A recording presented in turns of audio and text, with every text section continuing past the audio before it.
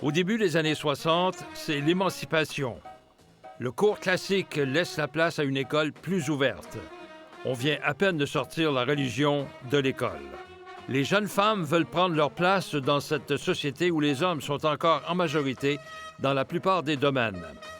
À ce congrès des jeunes scientifiques, elles veulent justement profiter de cet élan.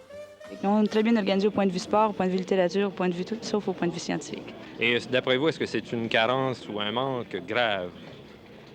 Je crois que c'est assez général, disons, dans toutes les écoles de filles. Les écoles de garçons sont plus poussées dans le sens des mathématiques et des sciences, mais les écoles de filles, je crois que c'est pas encore assez développé dans ce côté-là. Les technologies se développent rapidement et les besoins sur le marché aussi. Et déjà à cette époque, beaucoup de femmes ne manquaient pas d'ambition. Je suis ingénieur civil. Je prépare une maîtrise en hydraulique à la Faculté des sciences appliquées à Laval. J'ai étudié en vue de l'obtention d'un doctorat en sciences. Je continue mes recherches en littérature canadienne. Vous avez quel âge, mademoiselle?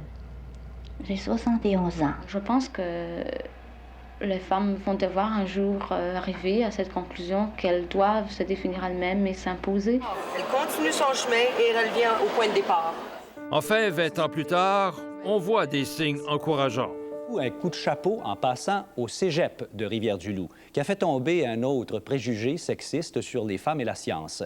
En effet, sur l'ensemble des étudiants au cégep, la proportion des étudiantes en sciences est maintenant de 30 %, surpassant pour une deuxième année consécutive la proportion masculine, qui, elle, est à 29 %. Et puis, par rapport uniquement à la clientèle féminine du cégep, 55 % des filles sont inscrites dans des programmes à caractère scientifique. Chaque année, l'Expo Science attire de plus en plus de filles, au point même que cette année, la moitié des apprentis chercheurs sont en fait des chercheuses.